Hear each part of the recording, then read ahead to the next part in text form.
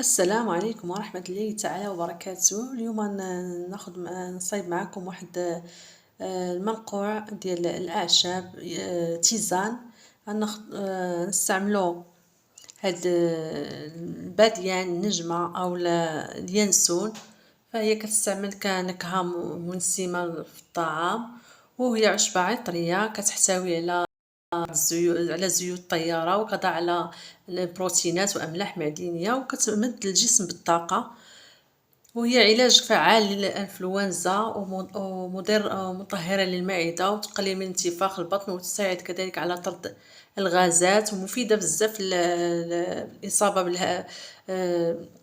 بالهشاشة العظام، وبعض أنواع تتقلل من بعض آلام بعض الروماتيزم، وكتقوي الجهاز العصبي لدى الأطفال والمسنين كذلك، ومهدئة للأعصاب، ومدرة للحليب لدى المرضعة، ومديرة الطمط.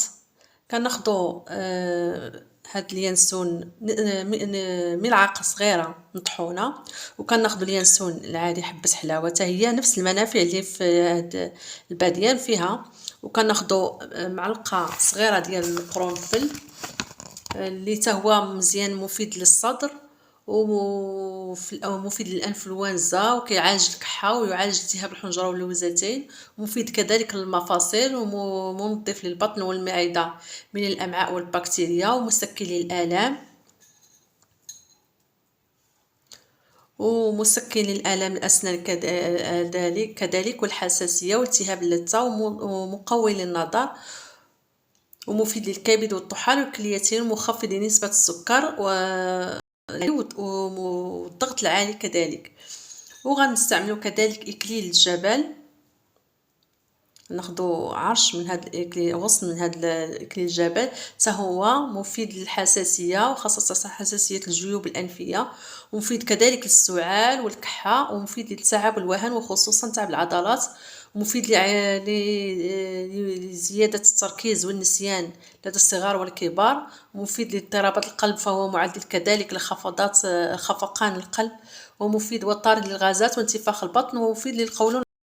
هاد الأعشاب كلها عندها تقريبا نفس المنافع بعضياتهم. غنستعملهم أنا كتيزان هنايا. ناخدو إكليل الجبل، لو غوماغان،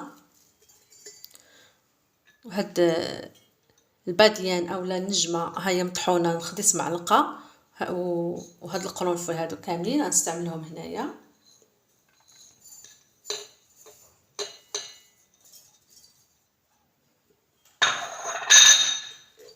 ونضيف عليهم الماء طايب سخون،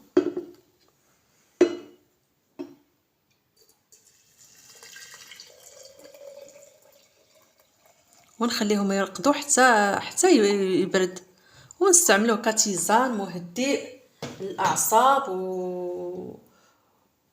والمنافع ديالو مقوي حتى يبرد هكا. وديك الساعات بغينا نحليوه بالعسل او بغينا نشربوه، لان اصلا حبة حلاوة والباديان حلو، بغيتي نضيفو معلقة العسل نضيفوها، غنتسناو عليه حتى يرخي. وهكا الواحد من يطفى ياخد هاد المحلول، هاد التيزان مهدئ ومفيد للزكام والرواح والعيا، الواحد من يحس براسو بالعيا. بغيت تحليوه، بغيت بلا ما تضيفوا العسل، انا نضيف غير شويه العسل هنايا، وبالصحه والراحه. فضلا وليس امرا، كنتمنى تشجعوني سواء بالبارطاج او بالاشتراك، و تبارطاجيو لاي واحد. فهي هاد الوصفه هذه مفيده ومزيانه.